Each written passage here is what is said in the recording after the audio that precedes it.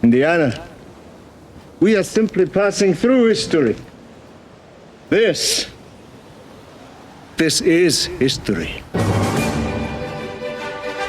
Welcome to the Young Indy Chroniclers, a podcast about the making of the show, The Young Indiana Jones Chronicles, which first aired on ABC in 1992.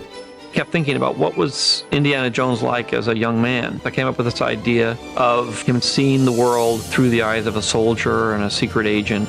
Over the course of our podcast, we're going to talk to a whole host of very talented people who either worked on this show or were there from the beginning. We were able to shoot it on location in the real places where these events took place. Oh, make it up as you go. Oh boy, that's great advice. We hired some of the best European directors, a whole host of very, very talented people.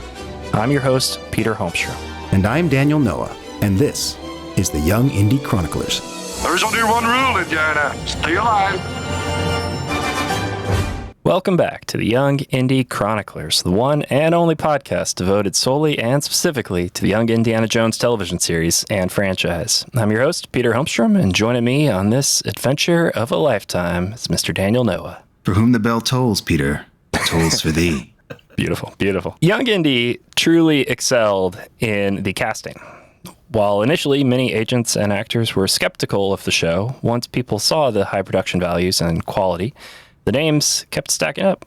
Names such as Vanessa Redgrave, Christopher Lee, Max von Sydow, as well as the new generation, Elizabeth Hurley, Catherine Zeta-Jones, Daniel Craig, Anne Hesh. On today's show, we're thrilled to have one such name as our guest. He was already a recognizable face for the audiences when he first appeared on Young Indy, having memorable roles on such films as Uncle Buck, The Boy Who Could Fly, and the Not Quite Human film series, and would soon star in the ultimately unreleased Fantastic Four movie produced by Roger Corman, which is absolutely worth seeking out, if I do say so myself. Very thrilled to have him on here today. Mr. Jay Underwood, thanks so much for being here. Yeah, it's great. Great to be here. I love that there's a whole podcast devoted to the Young Indiana Jones Chronicles, which for me, hold just a special place in my heart. So there you go. You know, I'd love to start out just by asking a bit about your own personal history. Like, where do you come from? How did you first get interested in acting? Grew up in the San Francisco Bay Area, East Bay, in a little town called Hayward, and I started doing theater. I was the kid that was doing plays for his grandma, and for the neighborhood kids, magic shows. And then I found out that you could take these kids classes at the little community theater in Hayward, and I did that. And then I went on to do some work at another Bay Area theater in Oakland, and then that took me to San Francisco, where I took classes at the American Conservatory Theater as a junior high student. They had a kids program. From there, I got hooked up with a school called the Minneapolis Children's Theater Company and School. And it's a professional theater company that then had a school from K through 12th grade for the performing arts, basically. And so while I was there for high school, all the kids in the theater, they had agents because they did a lot of commercial work and they did a lot of industrial films and stuff like that in Minneapolis.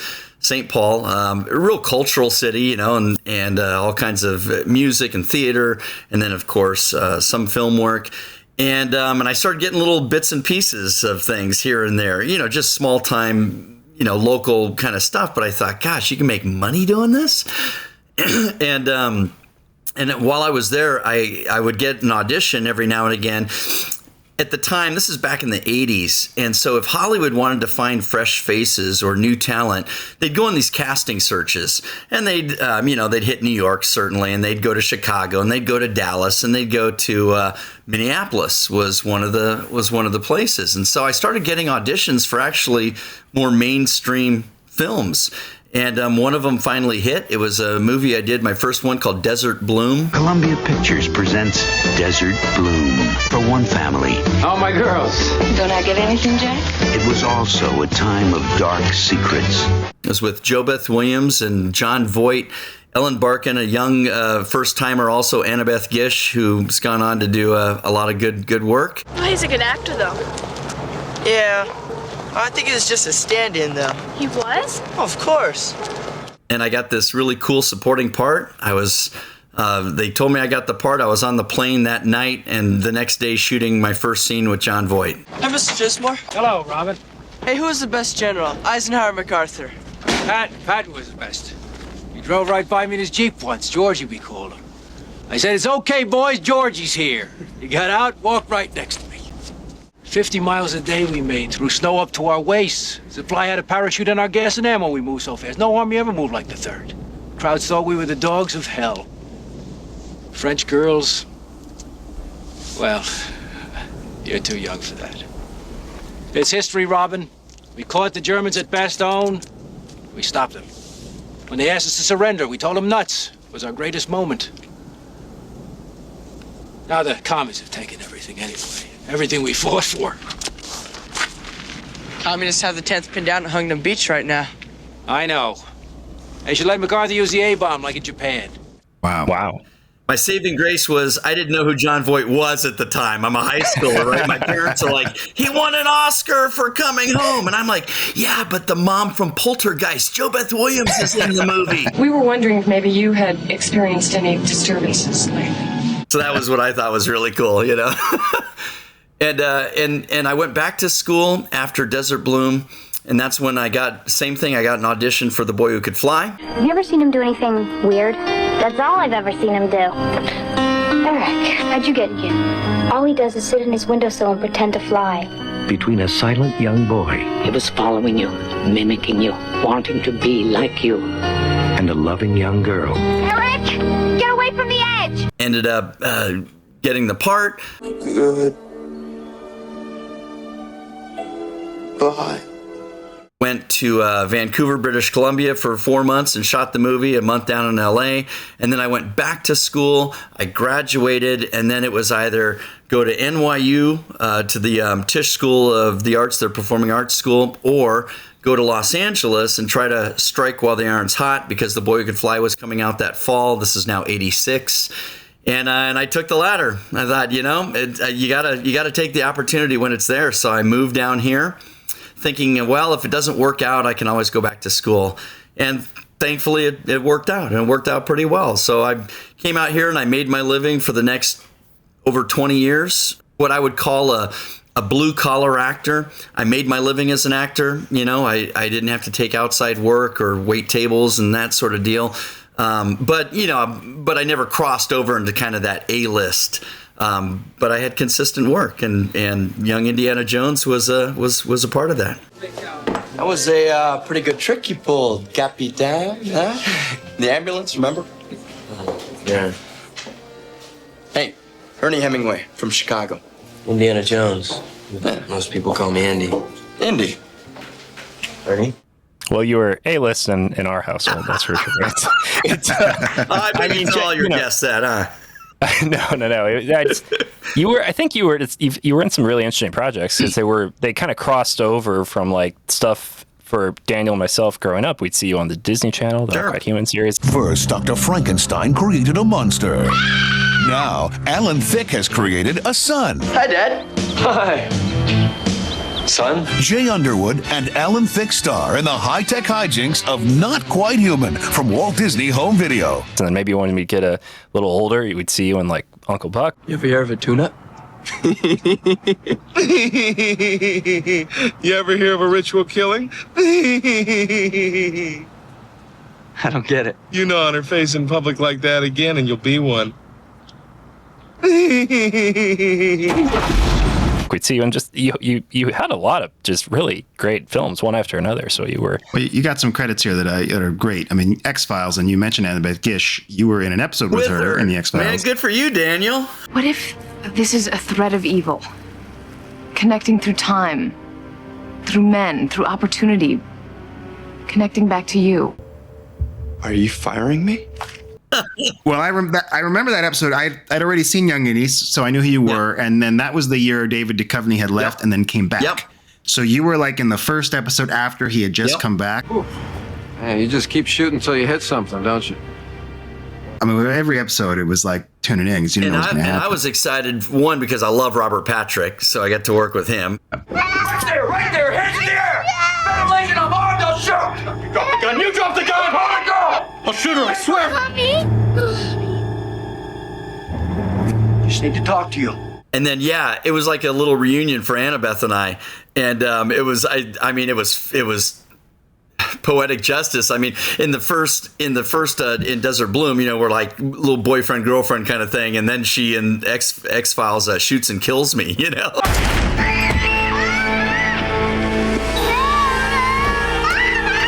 So. So it always goes that way, everyone. No. What's so funny? You take the bottom. Nothing. You wouldn't think it was so funny if your dad got wounded in the war like Mr. Chismore. Sorry.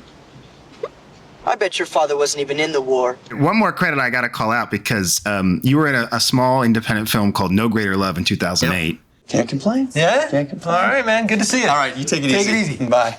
That was written and edited by a friend of mine named Brandon, who's one of our patrons. So this is for you, Brandon. Oh, Brandon Rice? Yeah, Brandon Rice.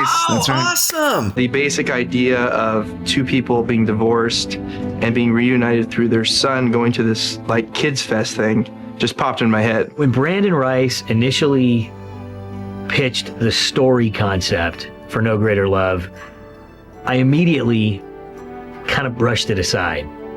And it wasn't that the story didn't have merit. It's that Brandon was 22 years old and he was single. And I remember thinking, what could this 22-year-old single guy know about a rich, heartfelt story of marriage and divorce and abandonment and children and everything? Brad, I said, hey, I've got this idea. I kind of gave him the basic gist of it, and he really liked it. Love it. Man, that's great. I told him I came to the set of that movie, but I don't think I met you. Yeah. I was asking him, I'm like, did I meet Jay? I said, I don't feel like I did. I would have said something if I had. Oh, man, that's really cool. Small world. So it's nice to meet you finally. Jay plays it so effortlessly and so real and so passionately that it just comes off as somebody that you really care about and you really just love the guy. But we should ask about how you started on Young Indy. I think you auditioned, and I think we learned in setting this up that maybe that went a way we didn't expect. So why don't you tell us that story? We'd love to hear it. I have long been a Steven Spielberg fan, and George Lucas certainly. And so when we found out that they were making this Young Indy Chronicles, my agent called me up and he said, "So you have an audition. I got you an audition for Young Indy for the part of Young Indy. And you're going to go over to Spielberg's company, Amblin, and on the Universal lot and read for George Lucas." I'm like, you gotta be kidding me, Amazing. And do you remember what year? Was this 1990, 91? It would have been whatever year. Well, no, I don't remember, actually. So I was trying to think. It wasn't too long after that I ended up, doing the audition for Ernest Hemingway, but so maybe it was within a year of each other. Hey, what's up with you, buddy? You look like you've been hit by a truck. It's my girl. Your girl? I got this girl. I'm crazy about her. Everything was going great. And while I was away on my last mission, some guy starts to move in on her. What the rat? I'm just guessing. You guys might know dates better than I do. Sounds about right. Some of these pre-production elements are kind of mysteries. Little mystery, yeah. And it was cool because I had the opportunity a couple of different times to read for Spielberg before, and it was over at Amblin and I mean, it's just like a cool deal. I mean, it's a special thing when you get to drive on the Universal lot and you get to go to Amblin, to do an audition or to. Yeah. In fact, it was when I was doing The Boy Who Could Fly. And we had a couple of guys that went on our production team that had worked on E.T. So a fellow named Richard Vane was one of our producers, and he was the locations manager on E.T. And then Jim Bissell was our production designer, and he was the production designer on E.T. So they both said, "Hey, we'll take you over to Amblin when we're down in Los Angeles shooting." And I'm like, "Oh yeah." So we were over at Amblin, and it happened to be on a Sunday. And sorry, this is totally off course. You can cut this out if you don't like it. Oh, it's great. But I'm there with myself, Lucy Deakins, who played the girl, and Nick Castle, who was the writer and director. And so Dick Vane's showing us around, and I mean, it's just cool. Like you're at Steven Spielberg's production company, and you walk on the little area of Amblin. There's a wishing well, and you walk over and look down in the well, and there's a Jaws head in the well. The door handles are E.T. door handles. It's just cool stuff like that.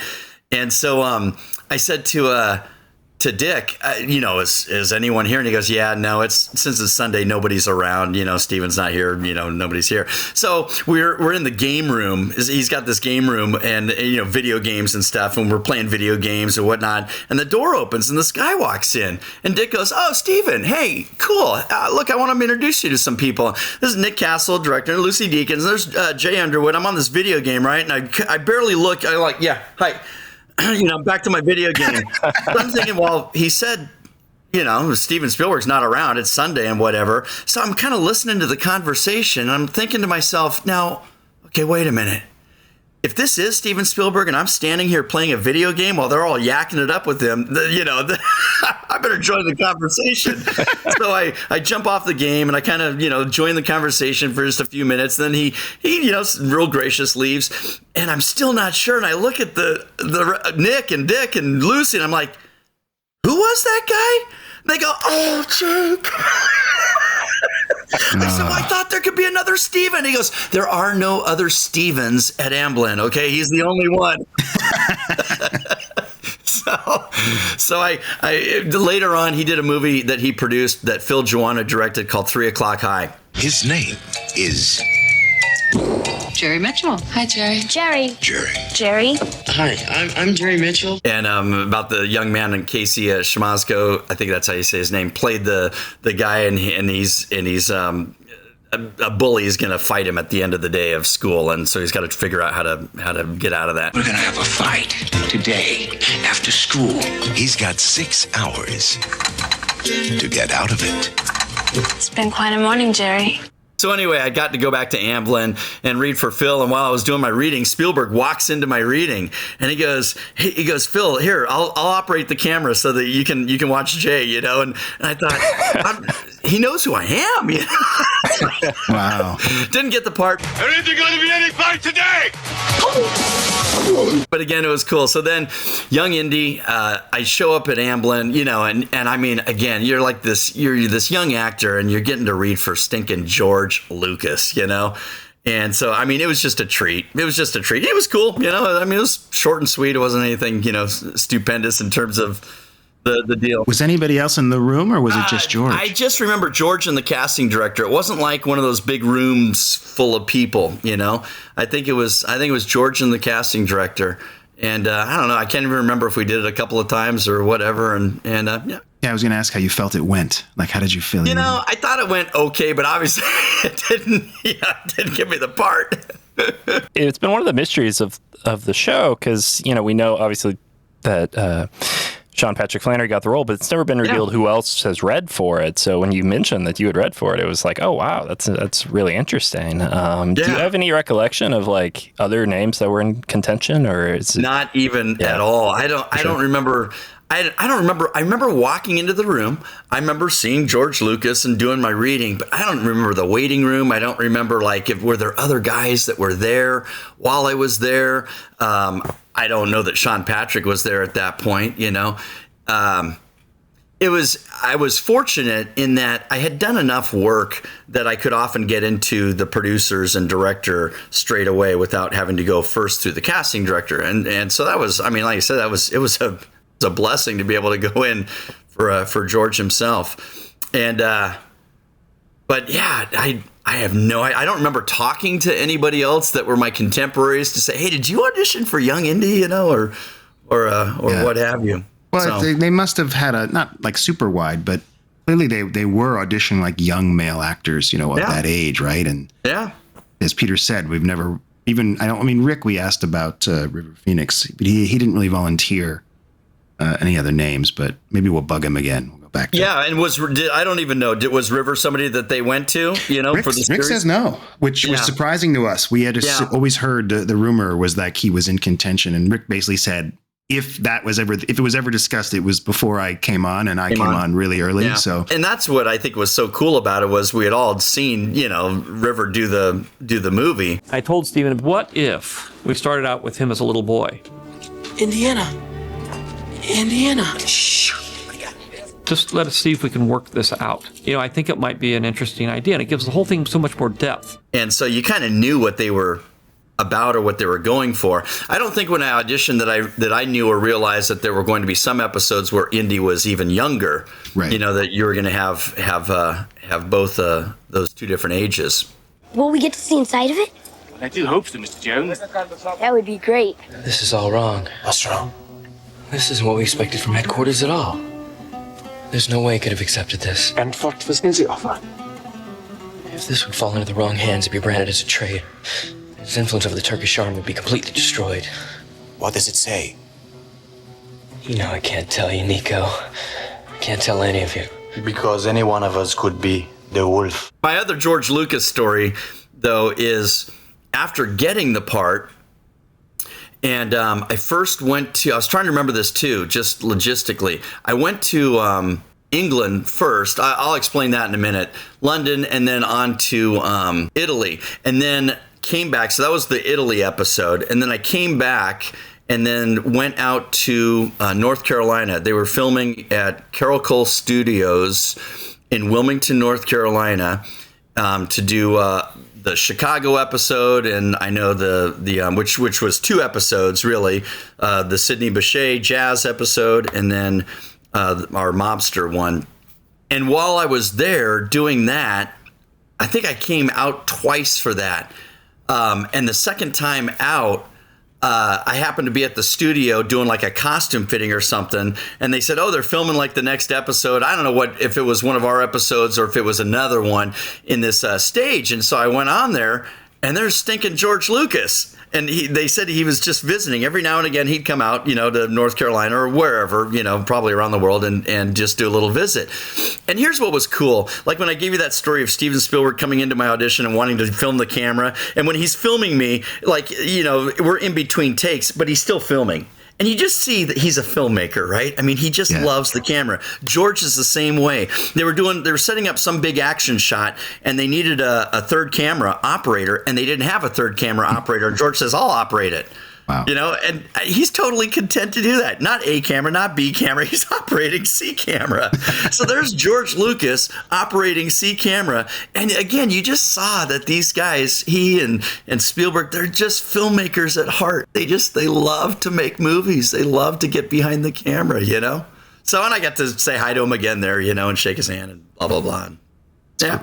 So when you read for Hemingway then, yeah. Which, by the way, for the audience, so Jay played Ernest Hemingway in the show, which is, I won't say obviously, you never know, a historical figure who wrote many great books. And maybe I'll cut in some sort of background on Hemingway for that. He was the best-selling, most celebrated author of his time.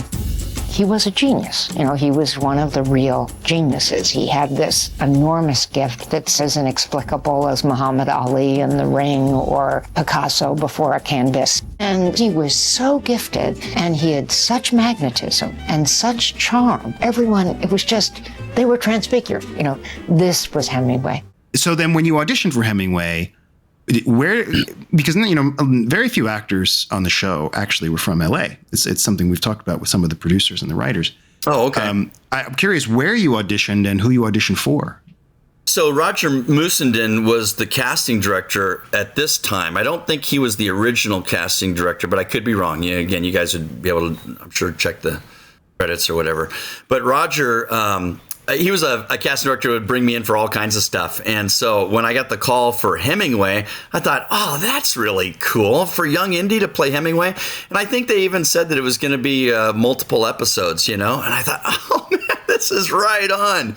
And so it was one of those auditions where, I worked really hard on it. And for some reason, it was just hitting to me. It was just clicking. I don't know. I saw Hemingway a certain way, just kind of brash and just kind of, headstrong. Don't kid yourself. This is over. Over? I haven't even started yet. She's my girl. She's mine. I saw it first. Okay, Jones. Okay, you asked for it. This is man stuff. No holds barred. Fine by me, Hemingway. From now on, this is war. Yeah, war. And I went in and just did it, and then boom, I don't know, a week or two later, got the part. Pasta is extremely good. As a matter of fact, I love pasta. I adore it. Always have. So, Senorita? With pleasure. And so that was just a case of me being put on tape with Roger, and then they were sending it off to, Rick or the producer or George or whoever was making the casting decisions at the time. And so, so then they said, okay, so the first deal is Italy. So we're going to, and that was one of the things that people loved about the show. When my agent called me up, he said, okay, so you want the good news or the bad news? Okay, the bad news. The bad news is they're just paying Screen Actors Guild scale. So you're not gonna make anything more than scale. Which, I mean, to the average person, you would say that to, and you tell them, it's about $1,800 at the time a week, and it probably is, I don't know, $3,000 a week now or something like that. It sounds pretty good, but for, there wasn't any negotiating room, basically. It was take it or leave it. But here's the deal. You get the travel. Right. So they're going to fly you to Italy, and you'll get to hang out in Italy for, whatever it was, 2 or 3 weeks and shoot this episode. And so it was like, sweet, man, that is so awesome. And they call me up. I'll never forget. We're planning the trip, and they call me up and they say, oh, we wanted to check your schedule because we'd really like to fly you to London first to do a wardrobe fitting. And I was like, yeah, let me check my calendar, guys, I'm really kind of busy. I don't know if that's going to work. So I got to go to London for a week on their dime. They're paying me now. That's great. They put you up at a nice hotel, and I went and I had 1 half-hour costume fitting for my Red Cross World War uniform, and then the other cool thing was, and I don't think I knew this at the time. They said, now in the script, you're going to do this dueling thing with Young Indy, where you're going to play the cello and he's playing his clarinet horn kind of thing.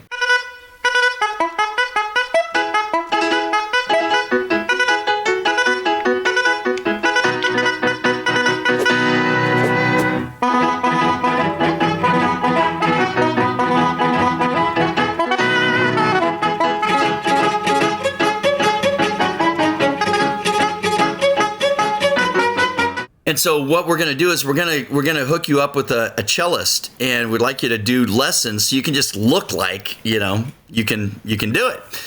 And I thought, well, that's kind of crazy. So when I got the part, I started doing all my Hemingway research. And this is what floored me also, was they had stuff in there that like that Hemingway plays the cello. He did. As a kid, wow. He played the cello. And so what you realize is Lucas and his team, they just went out of their way to make things as historically accurate as they can. I have a story that I can tell you later on, too, about for post-production, I got to go to Skywalker Ranch to do the ADR, the automated dialogue replacement. And while you're there, we got this little tour, and he's got this whole library. It's this beautiful library, and that's all their research stuff. I mean, now I'm sure a lot of it's online, but then he has this really cool library that. So I was amazed that they had all these cool little facts about Hemingway, and yes, he was a Red Cross ambulance driver, and they got all these things right. And in fact, where we shot the stuff for in Italy, we had 2 locations in Italy, and one was in the Dolomite Mountains. It's your big fat ugly mug in it. Oh, well, if you hadn't acted like such a prize jerk. It's in a little town called Cortina, which is where Stallone did his Cliffhanger movie. And it's the Dolomite Mountains, and it's basically exactly where what was taking place in the story actually did take place. Wow. Well, the first thing about love, traitor. Oh, go suck a lemon. Yeah, go take a jump, Blouse. Turned out to be Blouse. Best thing to ever come out of this is I don't have to see your big fat ugly up face ever again. It was amazing. It was just unreal. So I got to spend the time a week in London, where I'm on the clock now, basically learning to play the cello with this friend from the London Philharmonic who would teach me cello, and we just became pals. And so then he was taking me around London and showing me this and introduced me to his musician friends. We're going to shows, and it was a blast. I mean, it was a blast. It's very Hemingway. I feel like that's great character work right there. Oh man, I loved playing Hemingway for just the short 3 episodes that I did. In fact, I even they were tracking down some of Hemingway. Let's see, he had was it his son or his grandson, Jack? And we were trying to track him down, and Margot, and I think it was Jack, and he said, yeah, that he would talk to me, and in the end, we just never connected. But there were some great books out there, and I don't remember the author, but there was one called Young Hemingway. It was basically a biography of his early life. And that's where I learned about the cello stuff and the ambulance stuff and his schooling and his first newspaper jobs and stuff like that. And so yeah, it was great. It was just a blast. And yeah. You recall anything about the director of that episode, Billy August? Yeah, so that was the other cool thing. Billy August, they were getting huge talents, like you said at the beginning, for actors, but even as directors. So Billy August had done Pele the Conqueror. The grand prize winner at this year's Cannes Film Festival, starring Max von Sydow as a Swedish farmer who in the 19th century takes his son to Denmark in search of a better life. But instead of finding an easy life, they end up working for a dishonest landowner. The living conditions are extremely primitive, and the boy is subject to abuse from other youngsters working on the estate, in part because he's Swedish and a crude foreigner to the Danes. I think what else he had done. That was the one that I was familiar with. Rick had mentioned The Best Intentions, which had won the Palme d'Or. Yeah. Did you have any idea that he would have a chance to break in and even get an Oscar, or did you think this would be so far out of reach? I made a film about very poor immigrants coming to a new country, and I tried to be very, very faithful to that story. Yeah, so here you got this major film director directing this little episode in Italy. Billy was great. He was very low key. He really watched and listened, and he would give you things and ideas. And then I don't remember her name, but his wife played in the Italian episode. She played the mother, the Italian mother. Capitano Enrico! Hello, senor. Is Giulietta? Yes, come in. How lovely to see you. Grazie. Please, make yourself comfortable. Giulietta, your gentleman's here! Of the girl that we were both pining for. And that I just thought was just kind of fun. And she was a great actress too. Did the girl you guys were kind of chasing in the episode, she's Italian, she seems to not speak English. Like, did the actress speak English? Her name was Veronica. I don't remember Veronica's last name, but she was Italian. She cast her out of Italy. But no, she spoke very good English. I must put this in water, so I must find something. Excuse me, please. It was funny because there was another fella that was in that episode, Eduardo. And I remember when I got picked up at the airport, he also got picked up. He was flying in from Rome, and we both flew into Venice. And then the driver picked us both up. The driver spoke no English. Eduardo spoke little broken English, and we drove up into the mountains, and everything was just like pinch me, seriously. They picked you up and they drove nice cars everywhere. It wasn't like here in Los Angeles, you pile into a van, a minivan or a big van or whatever. No, it was like Alfa Romeos, and it was like, just nice cars that they would use to drive you around. And we drove up into the mountains, and we stopped at this restaurant on this lake and had this pile of food, and then went on to the set, and just like, this is unreal. These tomatoes, the soul of your wonderful country. So plump, so juicy, so red. And was Rick on the set with you in Italy? Yeah, Rick was there on the set in Italy. Yep, absolutely. And what, this is, I guess, a broad question, but what do you remember about working with Sean? What did you guys get up to? Any hijinks? So I got along great with Sean. He was just a decent guy, good guy.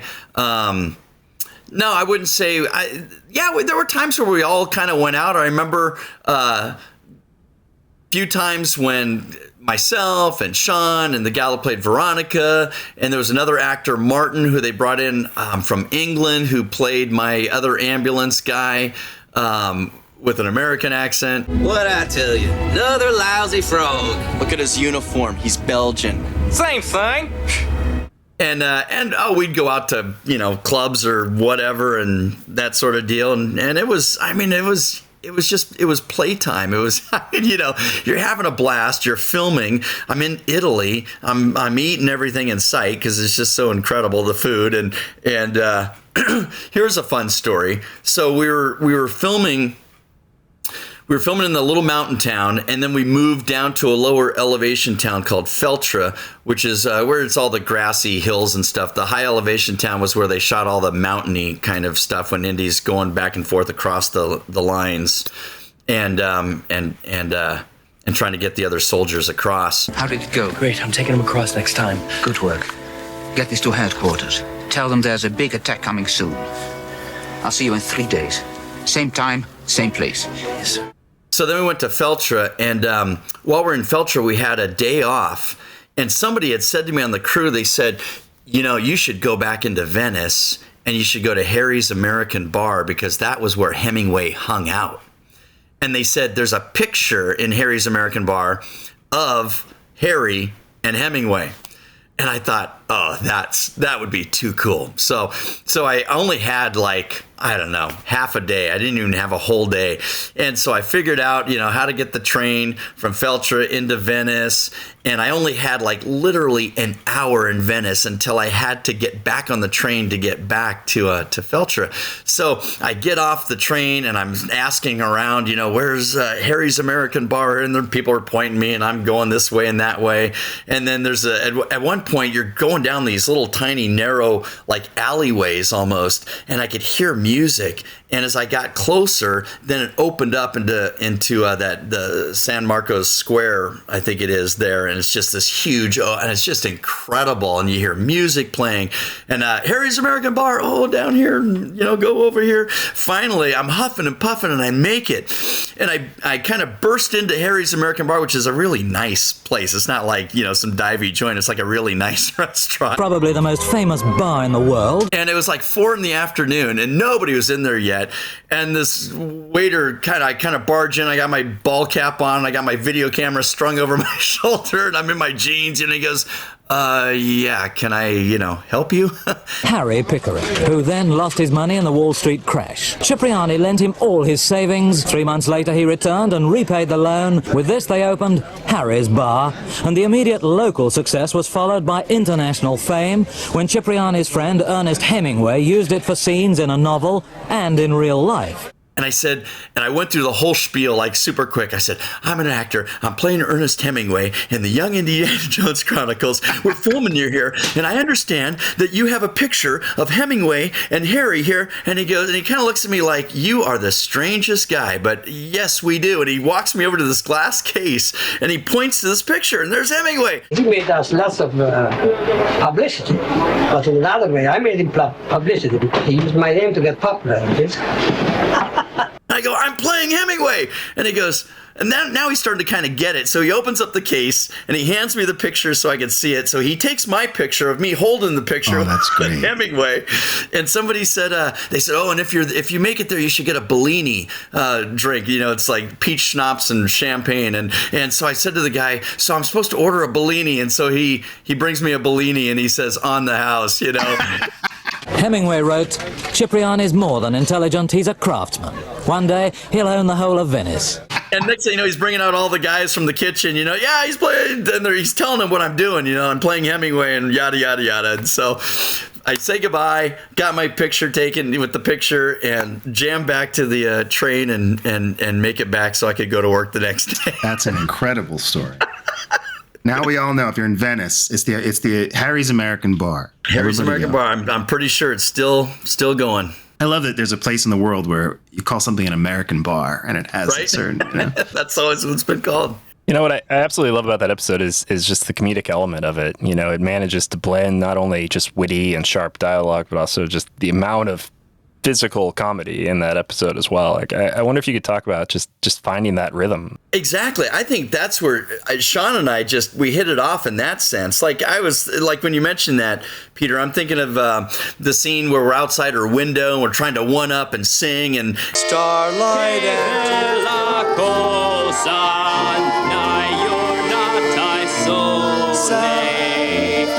sounds of the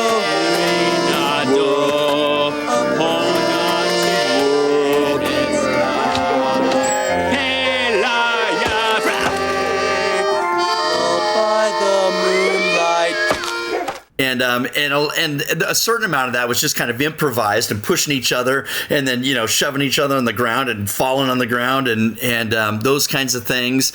And it was a blast, and we both just had fun with it, and you got to just kind of eat the scenery a little bit, and of course then we're in the house and we're doing the whole spaghetti eating thing, and that's whenever you're filming something where you've got to eat too, the first couple of bites you're like, ooh, this is really good, and then by like take 10 they bring the spit bucket around, and you're holding it in your mouth until they say cut, and then plunk. I hope you like pasta, Capitano Enrico. Yes, I do. And you, Tenente Ernesto, you also like pasta? Yes. Pasta's good. Pasta is very good. Pasta is extremely good. And you're spitting out spaghetti, and then doing the music thing was a hoot too, because when I got out there then, because I had done all the lessons with the guy in London, I actually looked like, I had the finger, stuff down, and my bowing was fairly, pretty good.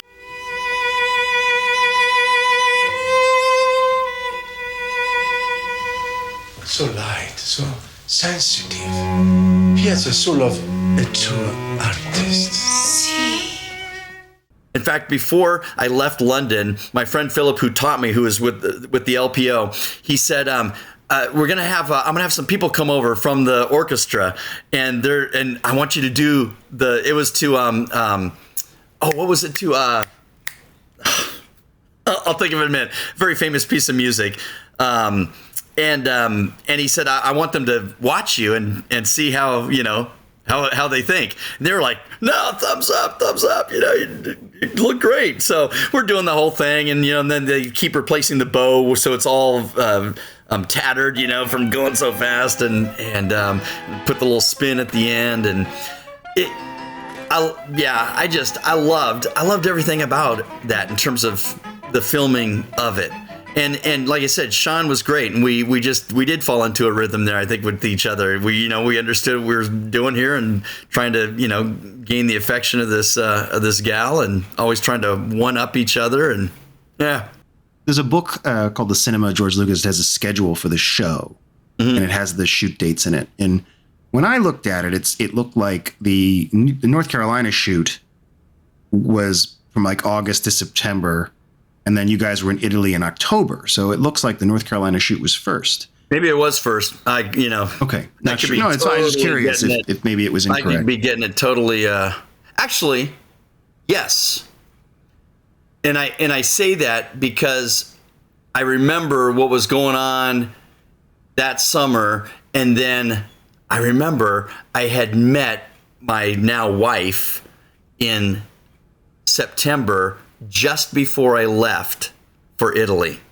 Okay, and so I had known her for like, I don't know, 2, 3, 4 weeks, something like that, when I went to Italy. And basically all of my paycheck was spent on my phone bill. Because I was just, I was in love. I'm just whipped, and I've got to talk to this gal, and so that was where my paycheck went, basically. So yes, that would be correct. So and I think you maybe even were talking about this, but so the character appears in 3 episodes. In the Italy episode, beauty, strength, youth are flowers, fading scene. Duty. In the Chicago episode, which is a long episode, one of the 2, as you mentioned, there's really 2. Ernie? Indy! The hell, huh? Hey, you look like a waiter. I am a waiter. What are you doing here? Oh, just trying to get a story, Put a potato on my plate. I'm at the Chicago Trib now. Is that the wife who fainted? Yeah. Oh, geez, those legs, huh? Nice legs. Jonesy. And then in the Scandal of the 1920, which is really a cameo, I would say. Here's your seat, Mr. Hemingway.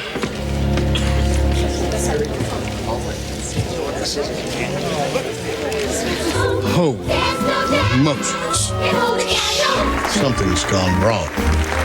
Be quiet.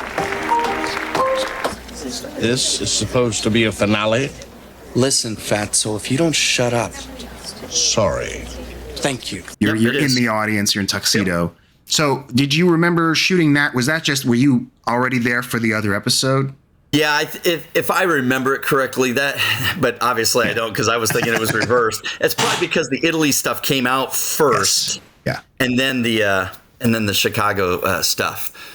My recollection is that I was there, and it was like at the tail end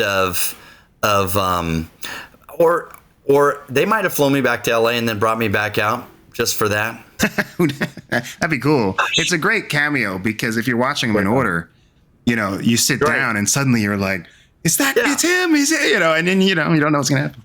Exactly. I thought it bizarre that they cared enough to even have Ernest in that, in the audience. I mean, just that they would even do that. So the cool thing was when we went out there, when I first got out there, they had all of the people for the Chicago episode first. And then I think they did the jazz stuff.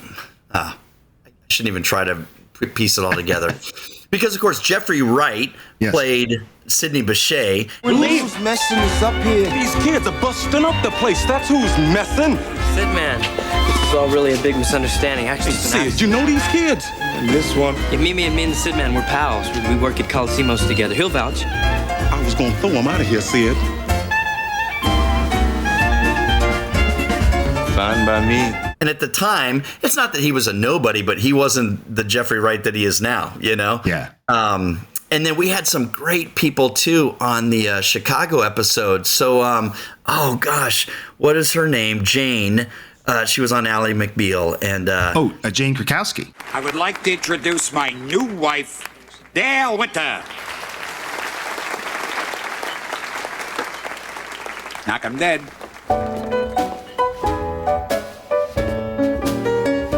Everybody loves a baby, that's why I'm in love with you. Isn't she great? Is she beautiful? Oh, I want a loving baby, and it might as well be you. Pretty baby of mine. Krakowski, yeah. She was on our Chicago one. How old are you? I'm 29. What year were you born? 1977. When did you graduate high school? 94. When did you turn 40? 2017. Junior high crush? Kirk Cameron. Prom theme? Motown Philly, Boys to Men. What movie did you lose your virginity at? Arachnophobia. Theater or drive-in? What's a drive-in? And yet all these great character actors. Nick Turturro. Hey, Big Al, how's it going? Al Brown, this is Ernie and Elliot. Hi. Al's the bartender, Coliseum Speakeasy. Big Jim had lots of friends. A couple of congressmen, those two are judges. There's the assistant state's attorney. That was before he did NYPD Blue. I wanted to ask you what happened in there. Why the guy gave it up? You mean, did I beat it out of him? Yeah. If that's why you confessed? I didn't beat him. Then why did he give it up? Because he's guilty. And he knew I was willing to beat it out of him to get the truth. Even though you're breaking the law? Okay, you're asking me if I believe in the Constitution. Yes, I believe in the Constitution, and I hang on to that as long as I can. But in the case of a murderer like this, who's gonna walk, I leave my gun and my jewelry outside along with the Constitution. And if you're wrong about this guy? Well, then God forgive me. And so it was, I remember we all got together, the whole cast got together like the first night we all flew in for a meal, and it was just a blast. And you just went, oh man, I'm staring at all these character actors and people that I know, from all these cool shows and things like that. And everybody was just gung-ho and excited to be doing this. And they all just thought it was a neat project. And again, George Lucas and Young Indy, and who wouldn't want to be a part of that? So then I remember going into a wardrobe fitting when I got there. And so you're right, it was the tail end of summer, it was the heat of summer, and we're in Wilmington, North Carolina, so it's incredibly hot and humid. And the suits that they were putting me in, these were authentic wool suits of the period. Nothing's sticking, they all got alibis. O'Banion? He was at his flower shop arranging a bouquet for a communion party. Hey, what about Jaime Weiss? He was hosting the party for his kid's first communion. The whole North Side gang was there. They're making our job hard on this one. So, we're in this air-conditioned room doing the fittings, and everything feels great. And they were talking about Ernest having a jacket for when we do the whole sequence where we end up in the warehouse, the whole action sequence, the guys shooting at us and stuff. And I said to the wardrobe gal, I go, when I read my Young Hemingway book, Ernest had a Mackinac, and it was his favorite coat. I said, do you have anything like that? So a Mackinac, it's like that classic hunting coat. It's red, like red plaid, And she goes, I actually do have a Mackinac. Are you sure you're going to want to wear a Mackinac? And she pulls it out, and it's this heavy wool, coat. And I put it on. Oh, man, it was just like, it looks so cool, It was like the total character. And I go, this is great. She goes, just know, once we start shooting in this, you're going to be in it the whole time. And of course, once we got out to the set, and she was absolutely right. Oh my gosh, we were roasting. It was in an old warehouse, and they were trying to pump in, air, and it's never gonna, amount to much. And oh man, our shirts, we would shoot a take, and they would just be sopping wet, and the wardrobe gals are just hitting us with blow dryers, just trying to get through one more take because everything was just so. But I looked cool, man. Which would you prefer, Mr. Hemingway? Well, I'm a sucker for daisies. I remember that. Yeah. It's cool. No, I love that costumes in that episode. It's got that great 20s, the suits, the hats. Man, they were great suits and the ties and the hats and everything. And yeah. You mentioned the warehouse scene. There's some footage we've seen behind the scenes, and it looks like Ben Burtt was directing that action scene. Do you have any memory of working with Ben? I do not. I remember we had. That's not the name that I'm remembering for. Director was Carl Schultz, I think, directed. That's it, Carl Schultz. The episode, and then Ben Burtt was just second unit. He was doing like the like second unit kind of stuff and the action stuff. So I think you were in the footage, but it could have been a stunt double, to be honest. Yeah, I'm trying to think. We got to do a lot of stuff. Not that it was anything harrowing in terms of and I don't remember if they had a double for me or not. Like all the driving, the car stuff, I got to drive. We're gonna run out of gas. What? I didn't fill it up. I was in too much of a hurry. Wow, that was pretty cool. Yeah, they taught me to drive the what was it? I don't even remember. Model T, Model A. It was, yeah. Whatever it is in 1911. And so I mean, it had a whole gear system, and I had to learn how to do it, and because it was the real deal. But yeah, I got to do all the driving, and I'm going for it.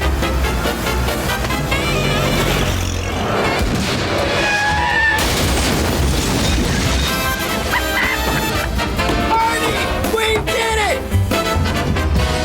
Actually, there's another stunt that you would have had to be involved in because Ben pointed out it was a really visual. It was like a visual effect innovation they did. Okay. Where Sean's going to jump off of some stairs and land on top of the car you're driving.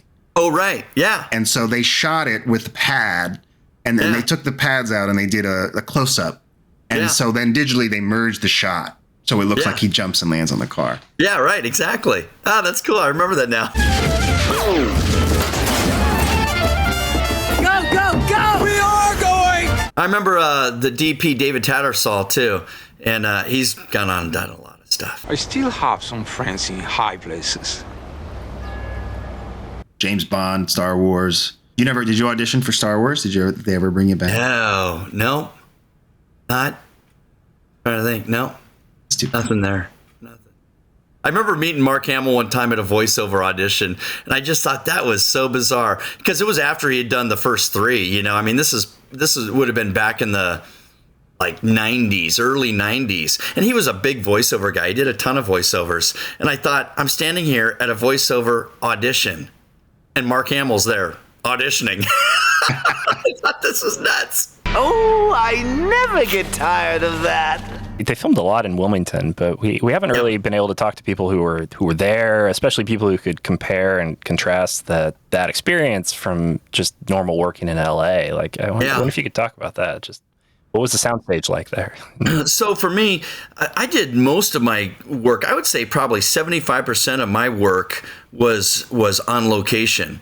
And I love going on location. I just love going to other places, new places. And typically what will happen is you have a certain camaraderie amongst the other actors and whatnot for being on location, or even with the crew for that matter.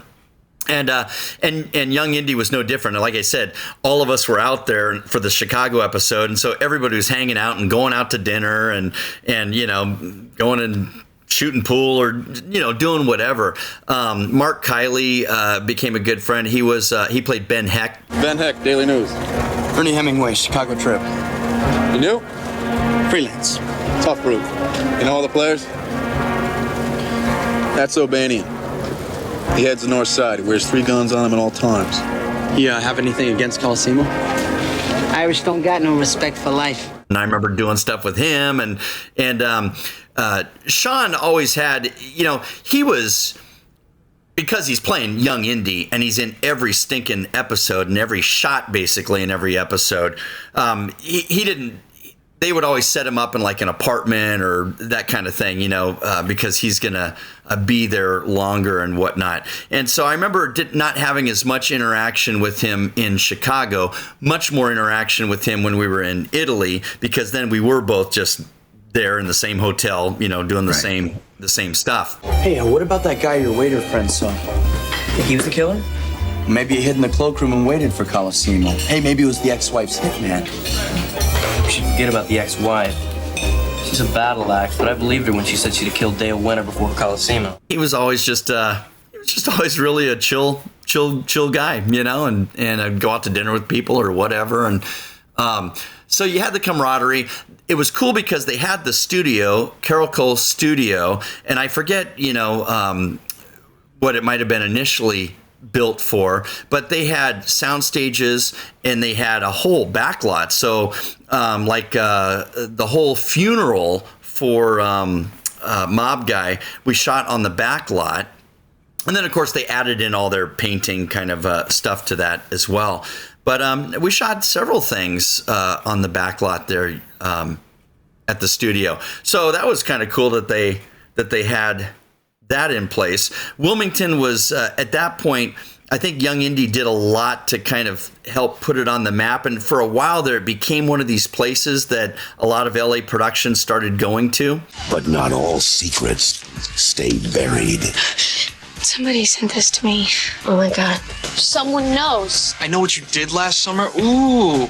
And they realized they did have the infrastructure of having a studio there, as well as a lot of other good exterior locations that could be utilized. My best friend in the whole world is leaving tomorrow. A big part of me wants him to stay. You missed me while you were looking for yourself. The season finale of Dawson's Creek on the WB Wednesday night.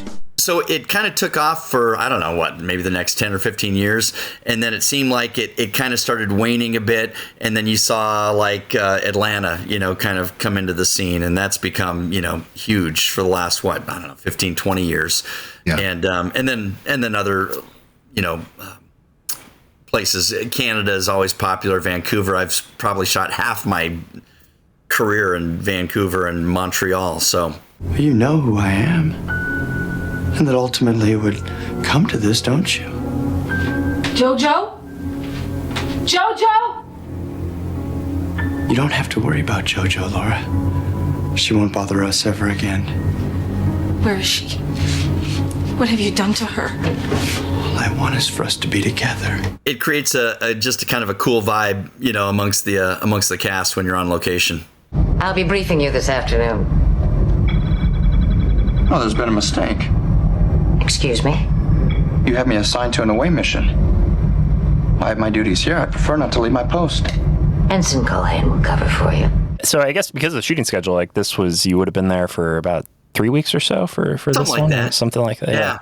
And then you mentioned you had an ADR story to tell of coming to Skywalker. Yeah, that was fun. So we get all of our all the filming done, and it would have been then at Christmas time.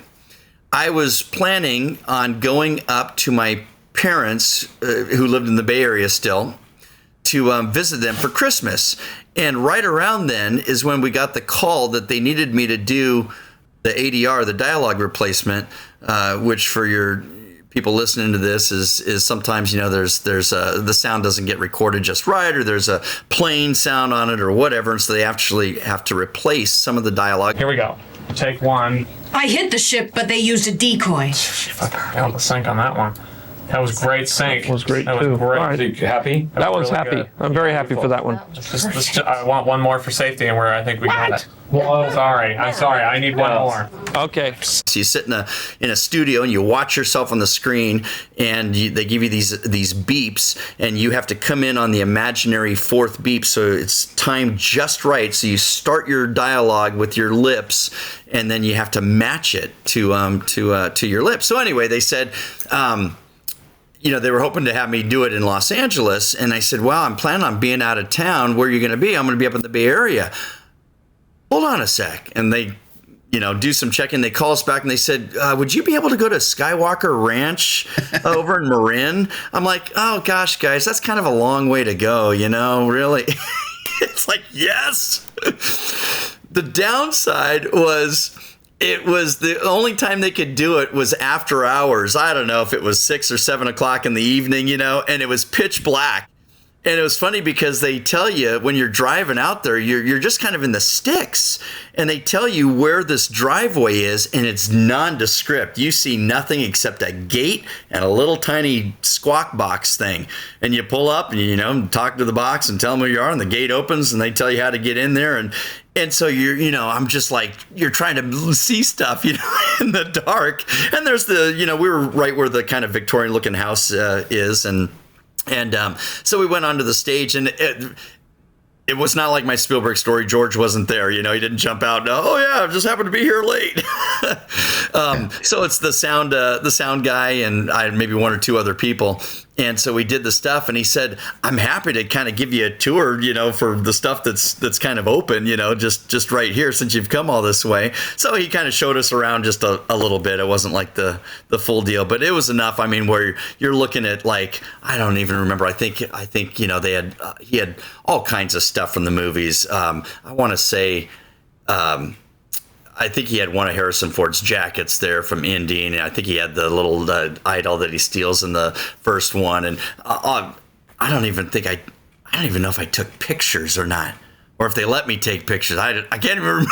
Yeah. Well, then we didn't all carry cameras with us back then, That's the thing, huh? Right? It was still film cameras, and so you had to be really intentional about it. It's not just on your phone.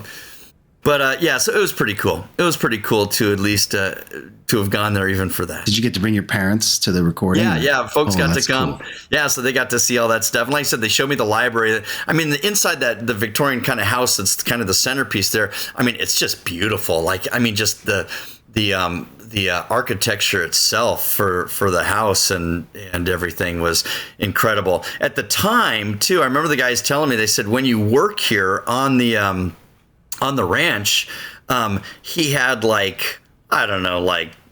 major blue ribbon chefs working there, and everybody got lunch for free. You just went and, got to dine in the dining room, and it was on them. And it just seemed like, gosh, what a cool place it must be to work regularly.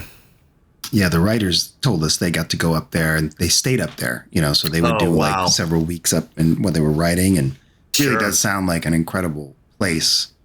Yeah, we hope one day. Oh yeah. Oh, I think you should. I'd like to go back and see it in the daylight. What I just love about the Ernest Hemingway character, it feels like they always gave Indy these kind of recurring mentor-y kind of characters throughout the show, and Ernest Hemingway always felt like the devil-may-care kind of character that gives to the Indiana Jones character later on. And I absolutely just love your portrayal of it. It felt just very natural. Like, it felt just like you did just such a good job with it. I just wanted to say I appreciated it. Thanks. Well, it was so cool when he would recur. That to me was the coolest thing, because very rare in the series. There were hardly any recurring characters. Yeah. So when he'd show back up, you'd be like, oh, wow, it's it. And that was such a cool trick to pull. And of course, they played up on that with the Chicago episode, because then when Indy and I run into each other again, it's remembering each other from the war, and then we had oh gosh, I'm just blanking on his name, who played Elliot Ness. What are you talking about? I was in the book, Homeworm. Murder, my boss. Mr. Carissimo? How? Hey, maybe it was a mob hit. Was he into bootlegging? Said it wasn't worth it. The prohibition wouldn't last. His ex-wife got him into the brothel business. He made a fortune. Wait, his ex-wife was a madam? Hey, you didn't even tell me there was an ex-wife. Have you made a list of the suspects? No. The ex-wife teaches him everything she knows, makes him rich, and he dumps her, huh? Yeah, a woman scorned seeks revenge. Public eats this up. You gotta get the who, the what, and the why. He's Peter Weller's nephew. Fred Weller. Yeah, Fred Weller. Yeah, and that was the cool thing. Like I said, he was Peter Weller's nephew. Oh, wow. And, if I know he's related to Peter Weller, I'm pretty sure he was his nephew. It's nice to know there's a partner who has your back. Ow! Can't believe you'd hit a girl. You're no girl. I feel like I'm in a movie. Sometimes I feel like I'm in a movie too. Let me guess, Clueless. Actually, I was gonna say Taming of the Shrew. Sometimes all it takes is a kind word to make a partnership work. If you go to jail, he becomes my boss, and then I have to kill myself. Thanks. Appreciate that. An all-new season of In Plain Sight. And he was great too. And so I think the three of us just got along really well. And same thing, just had fun with our characters. I thought he was a great Elliot Ness, and you saw us being able to play off each other, with him being kind of the bookworm and the nerd, and Ernest being the little more gung-ho, let's do this, let's get this done, and Indy kind of leading the way with all that. Wait a minute! You just destroyed the evidence! Police are supposed to catch criminals, not help them get away! Wait a minute! You can't do this! Well, it was great that he was, what I love about that character is like he was so nerdy and so like not cool. Yeah. And you think of Elliot Ness as like the cool, from the show and the movie, like this cool cop, but it was a whole like idea of the prequel, like, well, he was a kid once and he was a nerd once, and it was really cool. Yep. And then here's what I thought was really interesting, because I didn't realize that they were going to put the two episodes together as kind of one TV movie. I don't even know if they necessarily knew at the beginning or not. But then what was really neat was when they got Harrison Ford to do the bookends. Whoa! Good Lord! This is not as you said it would be, Dr. Jones! I got it back to you, didn't I? Yes, but for how long?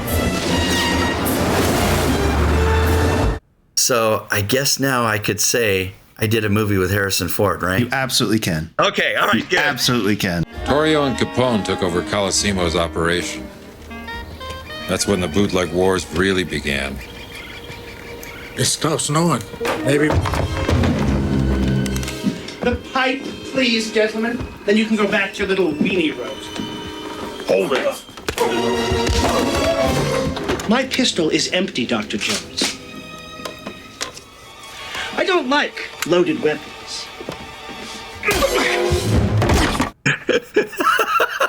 I will never forget that. I thought, oh my word, they got Harrison Ford to do this, Your character is just so memorable. Was there ever talk about bringing the show back? I know the show didn't last much past your involvement with it, but do you recall any discussions that were had? No, not that I ever heard. Nobody ever called and said, hey, yeah, we're thinking about, bringing you back for something else. Yeah. Well, Hemingway, obviously he went to Cuba. I don't remember when, but we actually learned from one of the writers that there were going to be scripts where Indy went to Cuba and then went to South America. So, I mean, honestly, I'm sure he didn't say, but it was the same guy who wrote the Italian episode. Oh, wow. And I'm sure they would have put Hemingway in Cuba. How do you do Cuba without Hemingway? Yeah. Right? Oh, man. Now I'm like... Let me tell you something about writers. The best ones are all liars.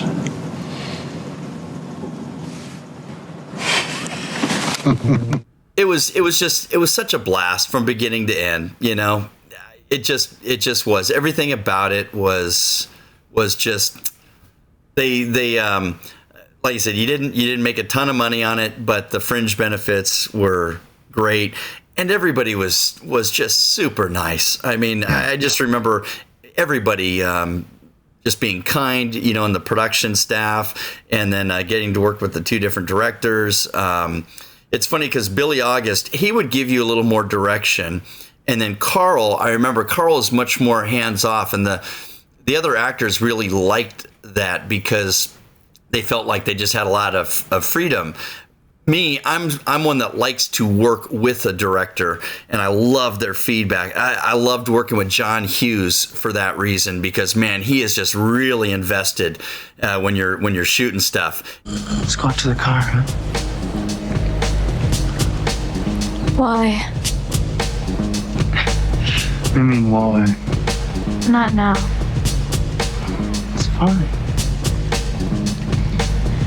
It's not fine. And he starts giving you things and having you improvise, and I love that aspect. Maybe your bug here can join us. We can talk about burying the hatchet. You know what a hatchet is, don't you, Bug? It's an axe? Sort of, yeah. When I have a director that's kind of a little more hands off, you're always wondering, am I doing it okay? Is it, or am I giving them what they want? I hope he would say something if it wasn't, and whereas some of the other actors are like, oh man, I love it. I love that he doesn't say much to us. We just get to, do our thing. And Can I see your driver's license and regis? Yikes to be. Hello, officer. Oh, Rosalie? Hi, Tom. Hi.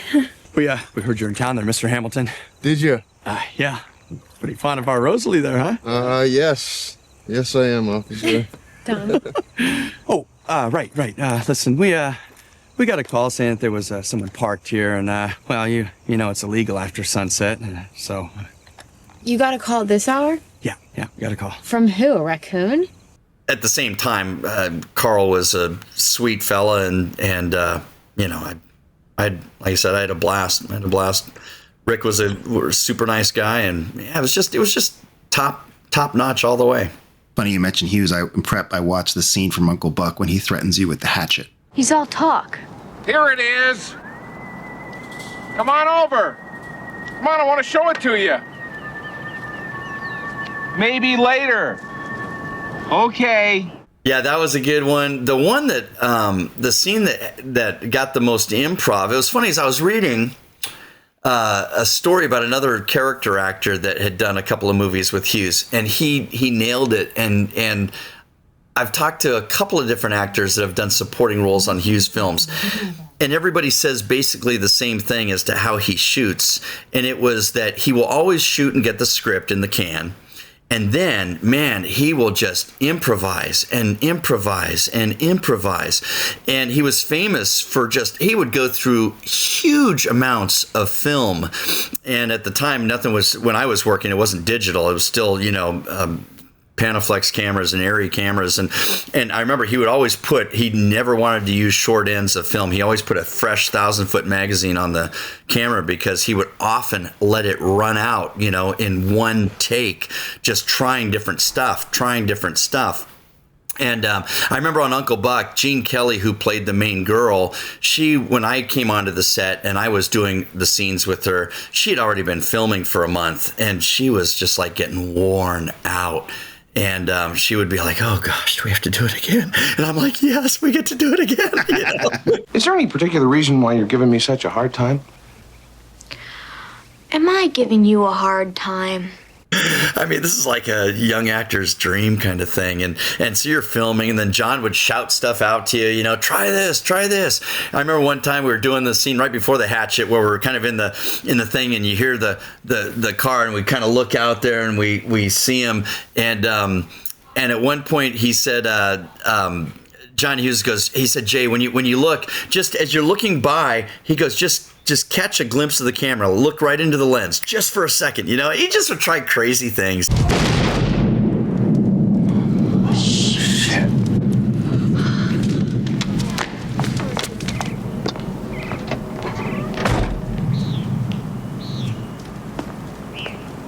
The whole scene inside the trunk was a lot of improv, because there were only a couple of lines, I think, in there. And so he just, put the camera on and let it roll, and I could, say whatever I wanted to say. And I said, should I watch my language? He goes, don't worry, just we'll cut what we want. And so, a lot of that ended up being just kind of improvised. What did you do? I think even with they stuffed the thing in my mouth, and he opens up the trunk, and then the first thing he does is you see Bug, and he's in there, and I'm gaffer taped my mouth and my hands, and I literally was in the back of a trunk of the car, and we were filming in Chicago in the dead of winter. It's just freezing cold out, below zero kind of thing, and I'm in my t-shirt, and the first take, Candy rips the tape off my face, and it just ripped about half my skin off. And I'm convinced that they absolutely used that take because it was the real deal. It was like, and I spit the thing out at him, and I start screaming at him, You shithead! I could have suffocated in here. You know what I'd like you to do? Actually, could be doing both of us a favor. I'd like you to apologize to the lady, please. I'm sorry! I'm sorry! Okay, asshole! I'm sorry! And so, yeah, I think most of that made it in there. I don't know if I told you this or not, but I'm an amateur dentist. I'm sorry. Of course, when Uncle Buck went to at the time network television, because he didn't have all the streaming services, half my part got cut out, because of the language and stuff. Hey, this room's taken. Premarital sex couldn't be on TV back then, apparently. Yeah, right, exactly. That door opens, I'm gonna kick somebody's ass. You talk about harrowing stuff. I just remember that scene in Young Indy where you and Indy are in Italy and you're like arguing between yourselves, and there's just like a massive war zone happening behind you. Oh, yeah. There's just explosions happening everywhere and anything like that. Do you have any recollection of filming that scene in particular? Yeah, I do. I remember filming on that road, and I remember there was a river right there. It's amazing because so many of those shots, then they filled it in, though. I mean, they're filming in these beautiful locations, but then they still added what they needed to add or wanted to add just to make it look even, better or more authentic or what have you. I hope you roast in hell! I hope you roast in hell!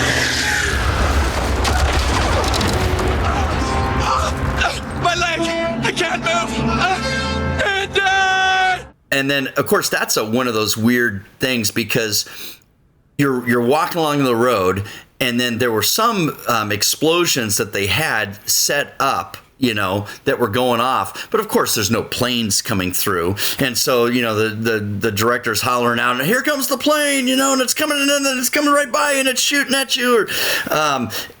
They used to put, they would use these little small compact cameras that I want to even say they were like 8mm, like Super 8 cameras that they could like put real low, like bury them in the ground kind of thing. And it didn't matter if the camera, so it could be close to the explosions and get the nice close-up shots and things of that. And it didn't matter if the camera got munched or destroyed, kind of thing, because it was just a cheapy camera. And I remember they did that. But so whenever you're doing one of those scenes and all this action's going on, and some of it's live and some of it's going to be in post later on, it makes it a little more difficult as an actor to just kind of keep things straight. And at the same time, but the good thing about that is the joke though is that we're arguing with each other, not paying attention to the fact that we're getting shot at and bombed at and whatnot until boom, it goes off. And what do I go down? Yeah, I go down, right? We both go down at different times. I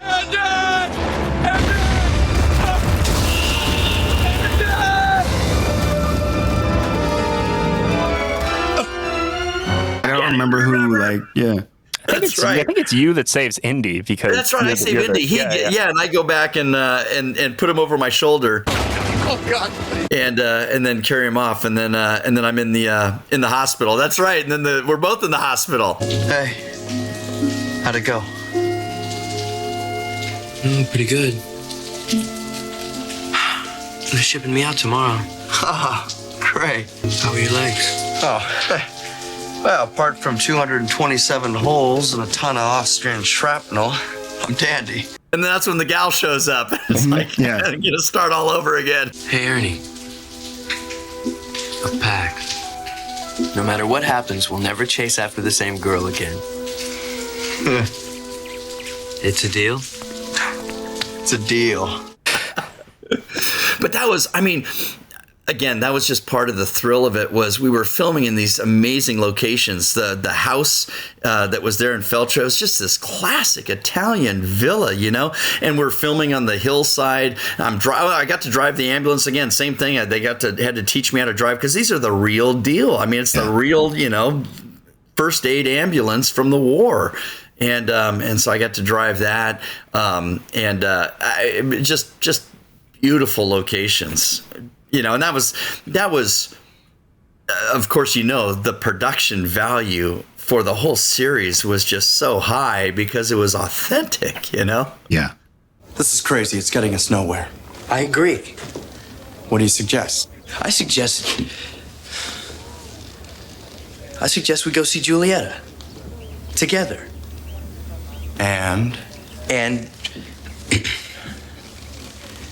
let her decide. Yeah, the real stuff, the costumes you mentioned, the wool. Yeah. I always say anytime I watch a period movie and the costume, like, you can tell when they're using modern material or, you know, and when you look at that, every costume looks hand woven. And when I'd gone to London for that wardrobe fitting, it was at one of the big wardrobe houses there in London. And of course, you know, the Brits are known for doing all the period stuff. And so they had great clothes. And I mean, the uniform was like the real deal. It was like heavy wool, you know, World War I uniform. Yeah.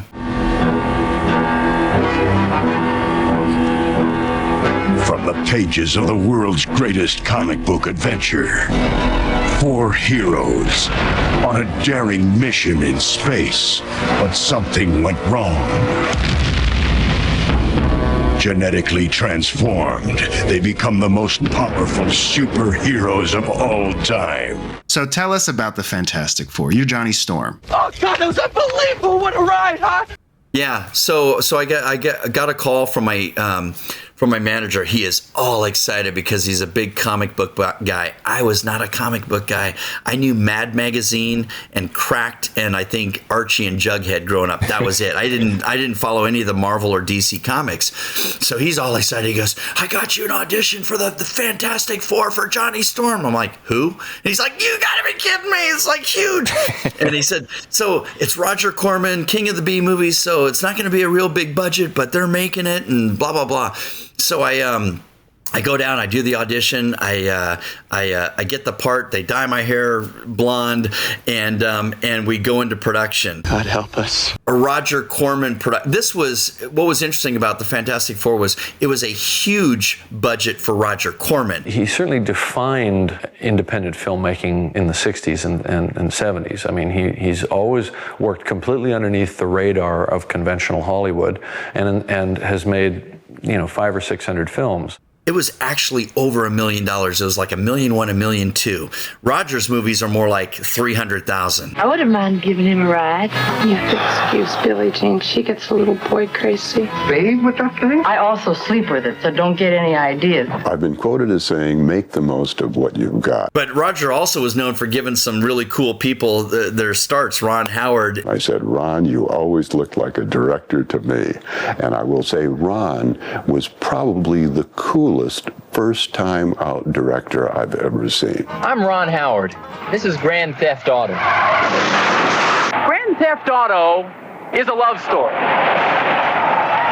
with cars. And James Cameron. I learned to have the confidence that I could do this type of work because it's a very sink or swim thing. I'm not saying that everybody that works in these ultra low budget films comes out with a sense of confidence, but the ones that do emerge from that and move on, they're going to have the confidence of having been through that kind of guerrilla, you know, combat filmmaking. You know, these guys got their starts with Corman. So we make this movie.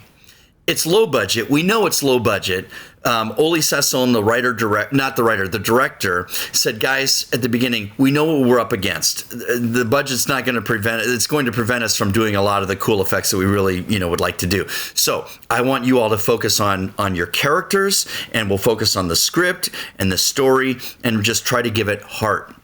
Oh, wow.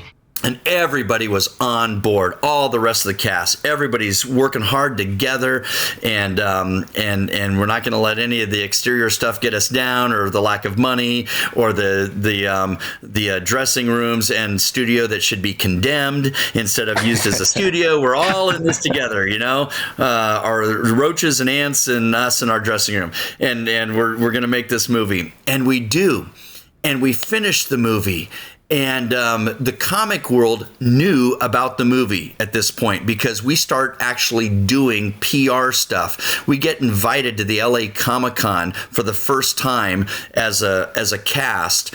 There was a magazine at the time called Film Threat, and they put us on the cover of Film Threat, did this huge article, and the guy came out for it and spent like a week on the set with us. And so we thought, okay, we have this built-in audience. The comic world, they know the movie's been made. They're looking forward to it coming out, even though it's low budget.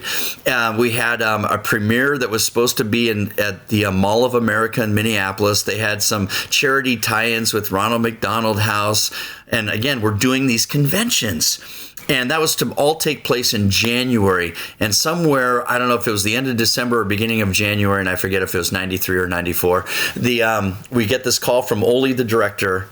The movie's gone. What have you done? What do you mean, Ole? What do you mean it's gone? He goes, it's gone. It's shelved. They're not doing anything with it. It's over. And we're like, what? What are you talking about? And so this is now 30 years ago, and we're still talking about this movie, and people are still interested in it, and we're still doing Comic-Cons. I was just at the LA Comic-Con, in the fall, doing a 30-year anniversary symposium for the Fantastic Four. So over the years, we all start trying to piece together what happened and why. And we finally ended up making, this is like 6, 7, 8 years ago now, a documentary called Doomed, which gives the whole final story basically about the deal. I never would have thought that, was it 20 years later, that I'd be sitting here talking about it. This thing just won't die. This version of the Fantastic Four really was doomed. So going back to rights, and here's what it was. So there's a German film producer named Bert Eichinger who had this company, New Constantine. He had the rights in the early 90s to the Fantastic Four, Marvel's Fantastic Four. And at that time, you had the Supermans come out, and you had the first Batman come out. What color underwear am I wearing? Pink. Huh? Pink. Do you like pink? I like pink very much, Lois. You invited me out. We went to dinner. I thought we felt something. And I trusted you, and I even slept with you. I can't believe I did that. And then you wouldn't return my phone calls. You must be some kind of jerk. Look, you're a real nice girl, and I like you a lot. But for right now, shut up. But comic book movies were not a proven commodity. They weren't just rushing to make the next one. They were gaining some momentum, but it just wasn't there the way it is now. And he was having trouble with this movie, with getting it made, getting it sold, whatever. So his rights were going to expire December 31st of 1992, I think it is, unless he went into production by that time. So in the fall, whatever it was, September or October, he goes to Roger Corman and says, can you make this movie like now? And Roger said, sure. And so Bernd put up like $1 million for the movie. I think Roger kicked in a few $100,000 to finish it off. And Bernd wanted to make the whole movie. He didn't want to start production and pull the plug, because here's was his hope. And he has since passed away, so everybody had to try to dig to find, bits and pieces of their interactions with him to put this all together. And Roger Corman was the biggest help in all that. His deal was he wanted to sell the rights, hopefully, to somebody else like 20th Century Fox, Chris Columbus, to make the bigger budget, and he wanted to, of course, make a mint on that. But what he thought he would do is he'd go ahead and film this movie, and that way he at least had this movie.